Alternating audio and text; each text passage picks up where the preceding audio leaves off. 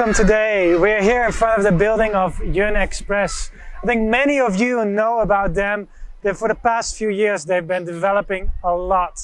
And a lot of the dropshippers asking, okay, how are you shipping now? We're using Yun Express. So our mission as HyperSKU is to help you and educate you on what's happening in the supply chain from the beginning till the end. Of course, the logistics and the shipping from China is a very important part. So join me today.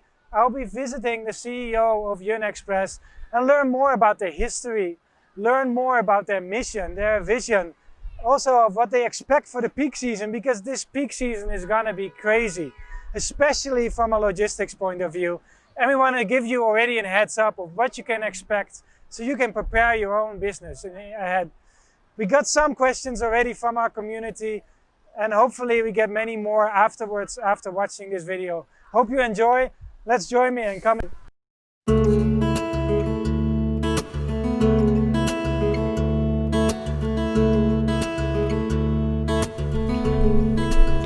Hey Jack. Hello Simon. Please take a seat. Thank you so much for your time today.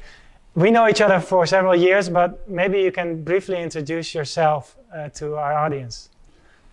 Hello, 大家好，我是 Jack from Yun Express China. So thank you so much for having us here in your office. It's really great to be here in Yun Express head office and to be sitting with you, Jack, the CEO. For the last few years, the company has grown a lot. But what I would really like to know is the story. Why did you start Yun Express, and what made the growth go so fast? Okay, so I will share my experience in Chinese. Yeah. To make sure I will. 可以的，没问题的。OK，我是09年到14年自己做跨境电商，我做过独立网站，然后呢，我也做过很多平台，类似于 eBay、Amazon 这样的平台，我也给国外的一些本地的团购网有做过供应商，给他们供货。大概在14年以前，其实那个时候是没有专线这个概念的。那个时候我做电商，大家都是发各种各样的邮政，有 Hong Kong Post， 还有中国邮政，还有各种各样的外国邮政。他们在香港都有那个办事处。一个偶然机会的话呢，2014年我去了德国，我发现在德国本地发一个 DHL 或 DPD， 这个运费其实只要2.5块欧元，其实我觉得很便宜。然后呢，我也去研究了一下空运的价格，从香港到欧洲，其实也就3-4欧一个30欧元的那个空运费。后来我就有个尝试的想法，我想自己能不能设计出一个商业专线。而且在2014年那个时间点，物流其实比较尴尬。如果我们发China Post 还有 Hong Kong Post 的话，运费很便宜，但是它时效特别久，要2个礼拜到4个礼拜。如果我发一些高端的邮政，比如说像德国邮政跟荷兰邮政，那价格又特别贵，但是时效呢可能就是1到2周。所以呢，所以我就去完德国以后，我就尝试性做了一个德国专线。所以呢，我们就在中国把货集在一起以后，从香港订航班飞到荷兰的阿姆斯特丹，清完关以后的话，安排卡车到德国交给 DHL。我们就尝试性做了这么一条专线。那么做完以后的话呢，我们会发现它的价格接近那个中国邮政跟香港邮政，但是它时效比德国邮政还要好。所以呢，后面我就从14年就有了想法，说我想做一家物流公司，专门做专线，做 commercial service。所以就要做商业专线，然后希望能够用商业专线替代掉传统的邮政网络。所以说我14年就凭着这么一个概念，就创立了云图物流公司。然后呢，很幸运，我这个观念是对的，所以我们公司的商业专线现在从中国基本上能够覆盖到欧洲、美国、澳大利亚、新西兰、日本，基本上我能覆盖主要的欧美国家。然后过去6年吧，我们公司的营收每年都是翻倍的，取得了非常好的一个成绩。所以2014年你开始的吧？就是你开始的时候几个人？就是5个人。就5个人。对。现在我们公司有1500人。1500。对。在几个国家？在云图在国内有1100人左右，然后我们整个海外有300多个员工。哇。你觉得为什么云图进步的这么快？做的其实在中国市场上有很多跟云图一样的公司是做商业专线，但是呢，我们有一点做的比我的竞争对手要好的是，我从2014年开始，我就意识到这个行业它会经历一个至少10年的一个红利期，这个行业会迅速发展，所以我们非常看好这个行业，所以我们在2015年开始，我们公司的股东会就决定我们要在海外建设自己的转运仓。那么我的竞争对手，他们大多数都是中小型的中国物流公司，他们主要是做中国的揽收、安排航班。那么海外无论是清关、转运，还是最后1公里，还是退换货的处理，他们都是外包给了他们海外的 partner。然后呢，对于我们来说，我们在海外从报关到卡车到最后转运仓到最后1公里的退货处理，我们都是现在海外都是云图自己的团队，我们自己直营的公司，所以相对来说，我的基础设施、自动化投入还有数字化能力，包括我的整个 KPI 都是一个体系。所以呢，我们在海外的投入比同行要做得更深入，所以我们的服务的稳定性会更好。这是我们检讨，就是回顾一下，这是我们这几年会做的比较好的一个主要原因。所以我们的客户都是 drop shippers 对吧？一点代发的，他们的想法，你需要他们的想法，他们需要了解一下，这个物流是很复杂的。你刚说过了，有飞机，然后有派送费，当地的派送，然后还有很多其他的东西。你觉得哪个东西是他们是最难做的啊？因为我以前做电商的时候，我自己也给海外的dropshipper 提供过供应链的服务，所以我有一些感受。首先第一个，从中国发物流到海外，其实是非常非常复杂的。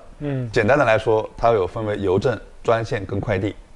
然后对于邮政来说，它又分为便宜的邮政，服务很差，就是价格；贵的邮政，服务好一点点。然后大家一般来说比较流行的平台做那个dropshipper 的话，大家喜欢用速卖通，但是大家如果发现速卖通的 standard shipping，你会发现大多数的那个服务，速卖通都是用最便宜的服务，都是叫平邮，叫 on-track mails。那如果你发的话呢，这些邮政你会收到包裹的时候，你会发现这些包裹，往往会贴上不同国家的邮政的面单，然后时效可能是要3个礼拜到5个礼拜不等，而且它是没有全程的那个轨迹的，所以说速卖通这个平台的话呢，它基本上是以便宜为主，然后用的平邮是特别多。那么我自己个人建议啊，我觉得 dropshipper 如果要进入这个行业，首先要确定一下自己是要做短期主义者还是要做长期主义者。我们以前有服务过不少的dropshipper 的客户，他们是长期主义者，所以他们会使用云图的服务会比较多。因为云图的服务，第一个时效比较快，到欧美基本上是1到2周就能投递。然后呢，我们有全程的物流轨迹，说每一个节点都是比较可靠的。有全程轨迹的话呢，我们可以把整个用户体验会做到远远比速卖通要好。这个也是我们所以云图的主流客户是长期主义者，希望用户能够有一个比较好的购物体验，是这么一个情况。So regarding AliExpress standard shipping, there's also very famous is the e-packet, and then of course the express service, the direct line, direct shipping. So what is the main misunderstanding on e-packet? Because many dropshippers are using it, but also many are very disappointed about the quality, especially also the peak season that's coming. Maybe some predictions that you have. e-packet 它本质上是一个邮政服务，现在整个中国邮政在中国的出口市场份额 ，e-packet 占的市场占有率是逐年下降，也就意味着真正的中国卖家现在已经不怎么用 e-packet。那 e-packet 的话呢，它的优势其实只有一个，就是它已经有2个优势。第一个 ，e-packet 去美国比较便宜，但是随着今年7月1号，Trump 给美国人就是涨价以后，其实 e-packet 去美国已经完全没有价格优势了，所以中国卖家去美国已经不会发 e-packet。e-packet 第2个优势，因为它是一个纯粹的 postal solution，所以呢，如果发欧洲的话，它有一些包裹是可以做 low value declaration，是可以逃避一些 VAT。那么e-packet 这个服务在中国卖家看来，它现在去主流国家已经没有什么价格优势，去欧美，它基本上中国卖家已经不会用了。但是呢 ePackage 的话呢，它去东南亚有部分国家，它价格还是有优势的，比如说去泰国、去日本。所以 ePackage 现在对在我的角度来看，发欧美现在中国卖家基本上都是发专线，已经不会用 ePackage。但是东南亚国家，日本、泰国、韩国，ePackage 还是一个相当不错的一个选择。Especially for Europe, the custom clearance is very important. DDU, DDP. I think some don't really even know the difference between these terms. So can you explain a little bit more about DDU and DDP and what it is and what it means? 最开始云图做中欧专线的时候，我的一个客户是荷兰的 Groupon。我在2012年的时候，我有给那个 Groupon 荷兰有提供过这个物流服务。当时 Groupon 荷兰他有跟我说，他说希望我的时效是在10天左右到达。第二个，所有的客人不能被海关打扰。第三个，物流面单必须是荷兰本地的面单。那么 DDU 跟 DDP 的第一个区别就是，如果你的货值是相对比较高的，比如说你发了一个50欧元的一款产品，如果是走 DDU 的模式，如果被邮政海关拦截了，他在包裹投递之前，他会打电话给到收件人，要他去交税。那么这个整个流程的话，它会影响到收货人，可能收货人要开车去家里附近的邮局，要拿身份证去交税，这个体验非常不好。DDP 的第一个好处就是客人下完单以后，全程是没有人会打扰他，我们在清关的时候就把税金交完了，这是第一个好处。第二个好处就是 DDP 的清关会比 DDU 要快，因为商业清关的时效是1天，但是 DDU 它是 post clearance， 它往往会在邮政海关会待很长的时间，所以大家会觉得为什么我发China Post、Hong Kong Post 会这么慢？在清关的环节 ，DDU 跟 DDP 也有区别。第三个就是如果是用 DDP 的方式，客户收到包裹以后，他能够就是我如果用 DDP 的方式去发物流的话，最后1公里我用哪个 carrier， 我是可以自己选择的。比如说我在荷兰，我用 DDP 的方式清完关以后，我最后1公里可以发 DHL、DPD、GLS 或 PostNL 我都可以。但是如果你用 DDU 的话，你最后1公里就一定是 PostNL 去投递。如果你用的是 China Post， 客人收到包裹上面会有 China Post。我认为有3个区别。第一个是那个对收货人不打扰，第二个是清关时效，第三个是走 DDP 的方式发的专线。我们最后1公里收货人他看到的包裹的面单是本地面单，他会有一个更好的一个体验。Yeah. So, as a strategic partner of HyperSKU, how do you look at this partnership? 首先第一个，因为云图是一个纯粹的物流公司，我们是为中国的那个很多公司提供中国到海外的经济的专线服务。但是呢，我们也知道很多 dropshipper， 它其实是需要很多本土的服务，从采购到采购、质检、打包，还有那个prime label， 还有管理这个物流一整套供应链服务。那么 HyperSKU 可以作为海外的 dropshipper 在中国的一个，就是海外的卖家如果要发云图，他其实不能直接发的，中间其实还有很多工序要做。所以说呢 ，HyperSKU 的话呢，可以成为海外卖家和云图物流之间的桥梁。所以呢，我们跟 HyperSKU 合作了非常久，这个团队非常专业，我跟团队关系也比较不错所以我比较推荐大家跟 HyperSKU 合作。So, we met a few weeks ago, and I asked you, what is the best e-commerce model right now to copy? And then you mentioned to me a company called Shein, which is a really leading Chinese company when it comes to e-commerce. What is it? I thought it was very interesting. What is it that makes them so special? What do they do? What are they doing well? What would be your advice, basically? 首先第一个，适应这家公司它是长期主义者，他们公司是关注性价比。我记得在2014年的时候，我跟适应的 CEO 去了一趟欧洲，在路上有些交流，我当时就问适应，当时适应还很小，我就问适应，我说，你想怎样做这家的公司？你怎样才能得到长期发展？当时他 CEO 跟我说，他说他要做到快时尚，要做到产品的要做到物流时效快，要做到在海外有退换货的服务，然后产品的尺码质量不能有硬伤。在这个前提下，在满足基本的服务的前提下，它最后要做到我要比别人便宜。所以说适应的话呢，它的整个商业模式的第一点是它做到了真正性价比，而不是传统意义上的中国的卖家卖的东西是便宜，它并不只是便宜，它是指的是在保证服务质量跟产品质量的前提下，它能做的比别人便宜。这是第一点。第二点的话就是适应这家公司他们是关注用户体验的，所以现在适应的公司运营的时候，各个部门都是围绕复购率以及叫用户留存率这些核心指标来开展。所以说适应是一个真正重视用户体验的这么一家公司。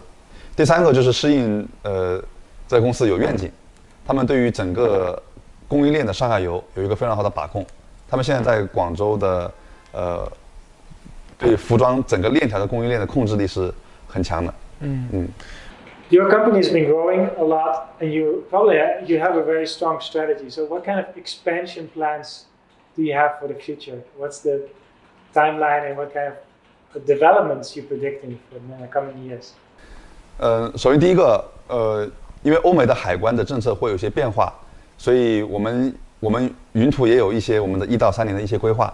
首先第一点，我们今年的计划是我们希望把我们的商业专线从只覆盖欧美的一些主要国家，我们希望今年我们会把欧洲的所有的27个会员国，当然英国除外，我们会把欧洲的27个会员国的专线都打通。因为我们经过调研，我们发现，中国的有很多欧洲的小国家，比如说像波兰、罗马尼亚，还有像希腊这样的国家，它其实专线有很大市场，因为这些国家的人均收入不是没有发达国家那么高，它最后1公里的成本其实是比万国邮联是要便宜的。所以呢，我们今年年底我们会推出中国到欧洲28国的全专线方案。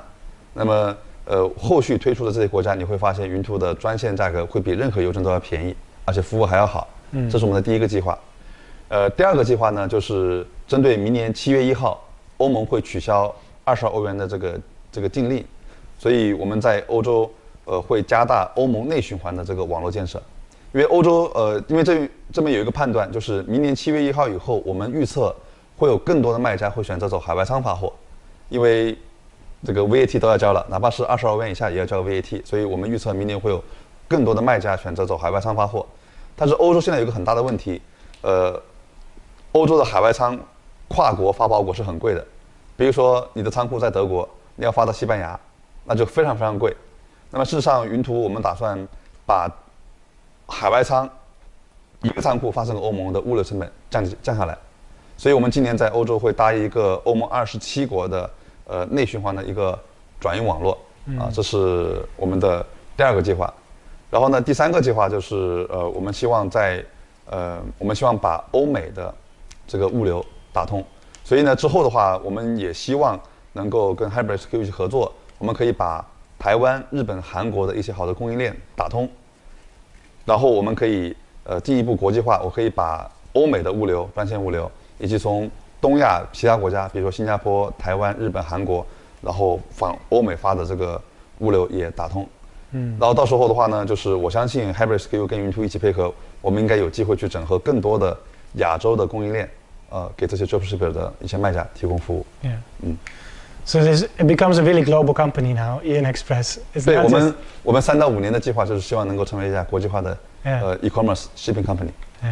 So when you to decide which lane you will open, because the special lane is for you very important because it makes you competitive. So how do you decide which country you will start with? OK， 这里有很多原因啊，有很多原因。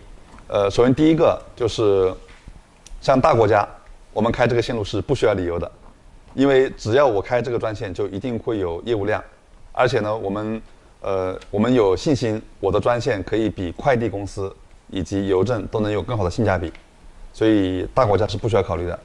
然后其次的话呢，我们会看一下，比如说像瑞典2018年4月1号宣布单方面的征收VAT， 就是from 0 cents， 他们要收 VAT，所以呢，我们那个时候建专线，我们在阿姆清关用卡车到瑞典，我们就可以继续做到免税。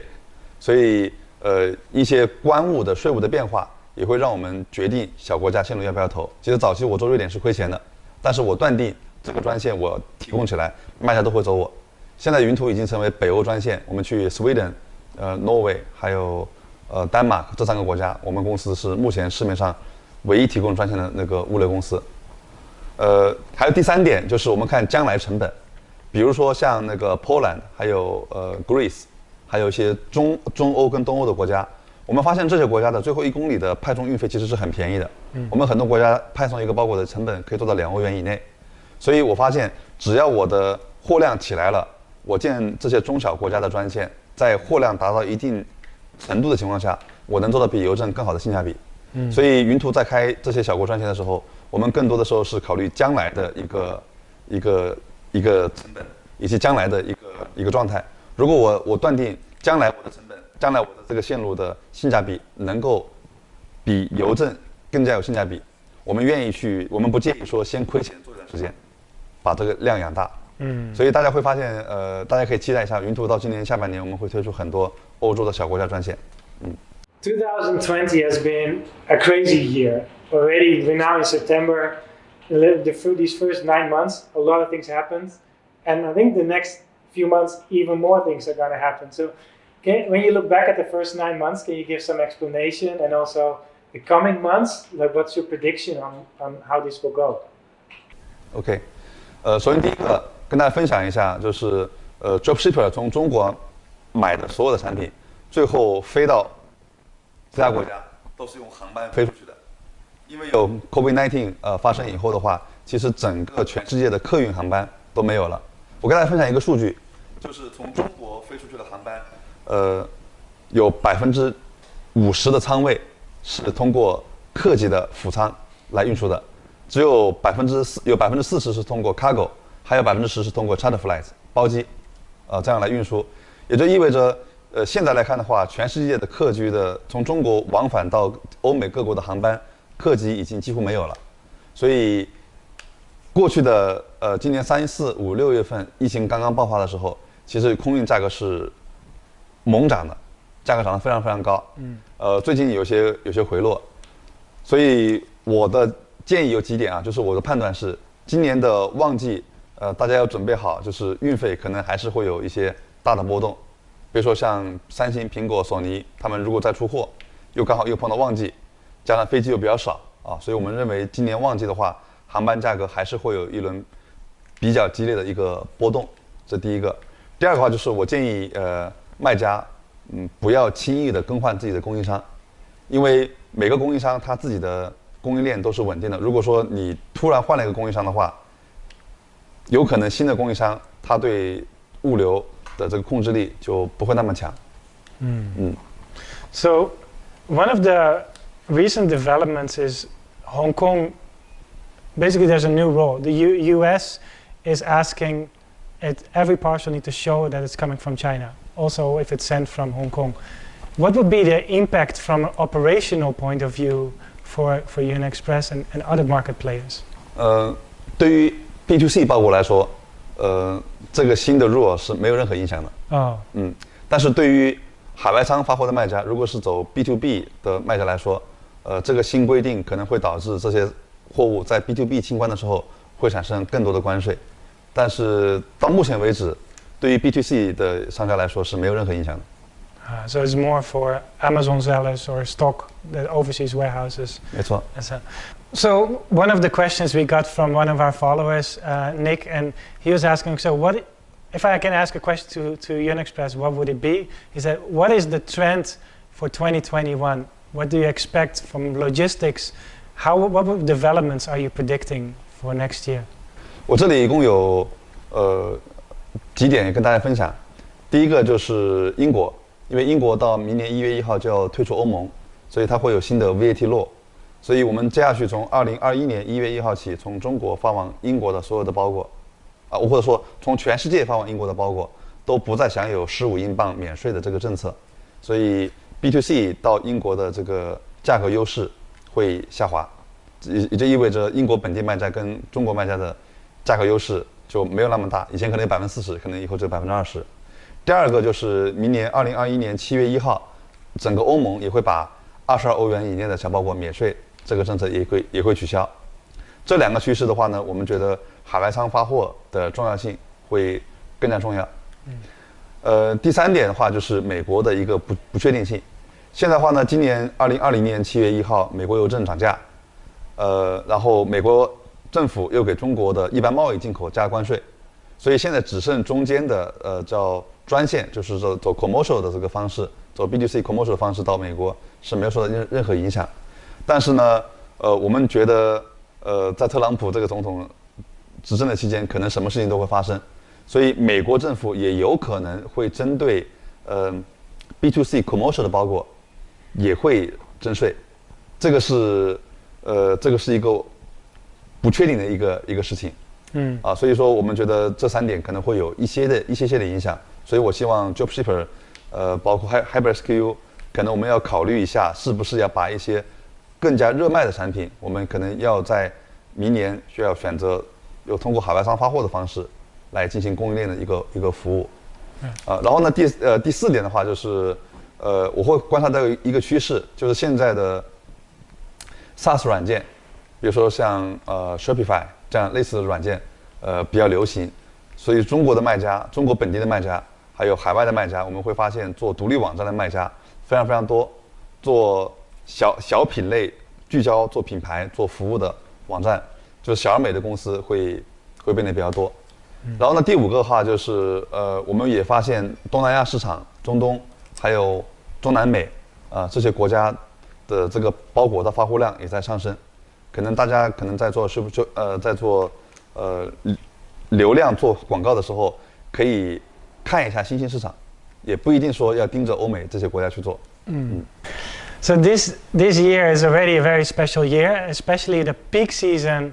I think is going to be bigger than ever. People buying more online, and logistics, like you mentioned, is going to be a problem. It's limited available, more expensive.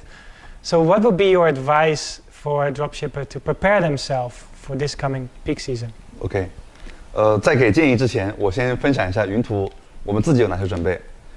第一个，我们预测今年年底的航班的价格有可能会有比较大的波动，所以呢，我们自己也会提前购买很多固定的包机，来对冲掉可能浮动的这些空运价格，这是第一个。第二个话就是我们也汲取教训，我们在欧洲跟美国的很多国家，我们的最后1公里的服务商，我们有做了一些布局，希望能够有一个分流的一个动作。比如说以美国为例，我们在美国我们以前我们都只跟大公司合作，比如说 FedEx、UPS 或者 USPS。那么今年的话呢，我们了解到美国最后1公里的产能在双11、黑五、圣诞期间应该会有一个非常非常短缺的这么一个情况出现，所以我们现在也在跟美国一些大的 local carrier 合作，比如说像 OnTrack、LaserShip 这样的公司，这是云图方面的准备。那我的建议有几个，第一个建议呢，就是我建议大家不要轻易的更换供应商，我前面也提过了，因为供应链是要稳定的，而且云图本身对于我们的客户来说，他旺季走货的这个配额是有限量的。如果说你淡季平常一天发1000票，你旺季突然要发1万票，我们是不收的。所以这个也是供应链的一个稳定性。所以希望这一点，希望 Dropshipper 也能够要了解到，供应链不能轻易的更换供应商，特别是在旺季之前。第二个话就是，如果有特别热卖的产品，如果你特别看好这个产品，旺季可能会热卖，我会建议你提前用海运备一部分货到海外仓去发货，这样的话可以抵消掉你的旺季这个成本的一个波动。不好预测的产品可以提前备好货在中国卖，然后呢，好卖的产品、有信心的产品可以提前备货到海外去买，提前备货到海外去发货，而且你提前备货的话呢，价格可能会比较便宜。然后第三个的话就是随时做好调价准备，如果发现大的供应链的运费涨价的波动的话，要及时做好广告策略调整，以及自己要调整售价，让自己不要亏钱了。Okay. So to close, do you have anything, a special message, or you would like to share with our community? It's a pleasure for UniExpress to partner with HyperSKU, so we can offer seamless and the best fulfillment experience for global e-commerce sellers. If you want to be success in the business, HyperSKU is a trustworthy partner that I highly recommend. Happy selling! Wish all of you lots of success in upcoming holiday season. Stay safe and stay healthy. Thank you so much for your time, Jack. Hope to see you soon.